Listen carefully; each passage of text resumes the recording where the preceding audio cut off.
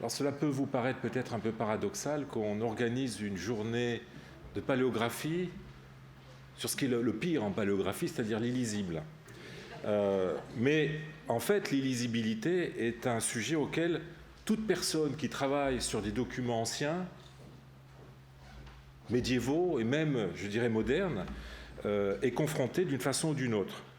Alors, ce qui rend un texte illisible, c'est avant tout la distance qui nous sépare de sa rédaction et qui se traduit par, ou qui peut se traduire par un délabrement, par exemple, de l'information qui est véhiculée par l'objet écrit. Je pense évidemment aux textes qui sont effacés, lacunaires, ou bien par l'ignorance dans laquelle nous nous trouvons du contexte référentiel du texte. Il s'agit là évidemment d'un illisible non voulu par celui qui a écrit, mais qui a été généré, créé petit à petit par le temps. L'illisible peut être dû aussi au manque de maîtrise de l'écriture et des codes de l'écrit par le scripteur. Je pense notamment aux nombreux textes scolaires que nous trouvons en Égypte par exemple, de textes scolaires d'élèves débutants. Je pense aussi aux souscriptions dans des documents par des semi-analphabètes qui donnent tant de fil à retordre aux papyrologues, aux déchiffreurs des temps modernes, mais qui déjà devaient embarrasser les lecteurs contemporains de leur rédaction.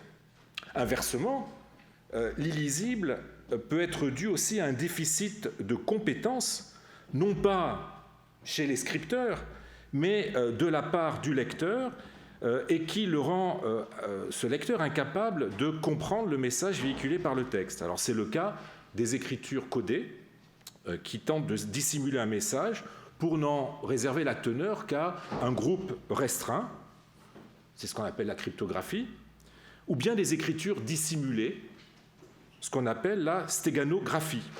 C'est aussi le cas de formes codées d'écriture professionnelle comme la tachygraphie ou sténographie.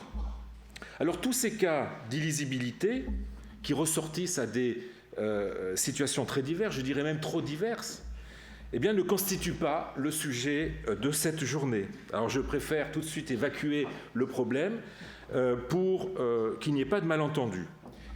Aujourd'hui, nous allons nous intéresser aux écritures non codées, relevant au moins à un moment donné de systèmes théoriquement non ésotériques, et je prends le terme ici dans un sens étymologique du terme, c'est-à-dire non fondés sur un désir d'exclure du plus grand nombre, donc un système théoriquement non ésotérique et qui, pourtant, ces écritures mettent à mal la relation de connivence qui existe nécessairement à un degré ou à un autre entre rédacteur et lecteur.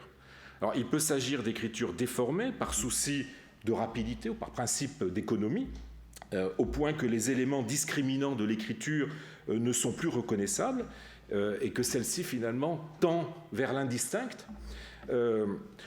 ou à l'inverse d'écritures exagérément stylisées, au point que l'aspect décoratif l'emporte sur la teneur du message, qui se trouve pour ainsi dire étouffé, asphyxié sous l'exubérance du signe.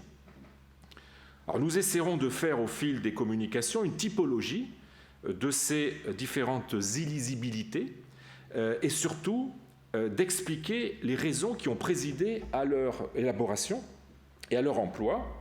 Il y en a de nombreuses, je viens d'en évoquer. Ça peut être le souci de rapidité ou d'économie, ça peut être aussi le désir de se rattacher à des traditions qui l'emportent sur le confort de la lecture, un goût archaïsant qui amène à mettre en avant des écritures qui ne sont plus nécessairement maîtrisées. Ça peut être une volonté de privilégier le symbole sur la compréhension immédiate. Ça peut être une aspiration à une dimension esthétique ou transcendante de l'écriture qui relègue sa fonction communicative au second plan. Et il y a d'autres cas de figure que nous serons amenés à passer en revue au fur et à mesure de ces communications.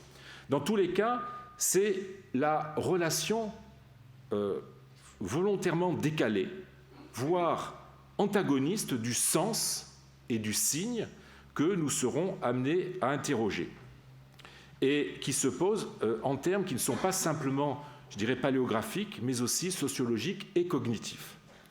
Alors pour essayer de déchiffrer le comment et le pourquoi de ces indéchiffrables, eh bien, nous écouterons des spécialistes de diverses aires culturelles, allant de l'Occident à l'Extrême-Orient, en passant par le Proche-Orient, selon toujours le principe qui anime le groupe de recherche transversale en paléographie, qui continue avec cette 5e journée que j'ai le plaisir d'accueillir ici au Collège de France, son exploration des grandes questions de paléographie dans une approche comparative et transdisciplinaire. Alors, sans plus attendre, je vais proposer au premier intervenant de venir au micro. Il s'agit d'Andreas Stauder, qui est directeur d'études à l'école pratique des hautes études. L'intitulé de sa chaire est égyptien, voilà, et qui est aussi le porteur, la cheville ouvrière du projet Scripta, dans lequel travaille le groupe de recherche transversale en paléographie, et qui va nous parler de la célébration des signes, pratique de l'écriture énigmatique en Égypte ancienne. À toi, Andreas.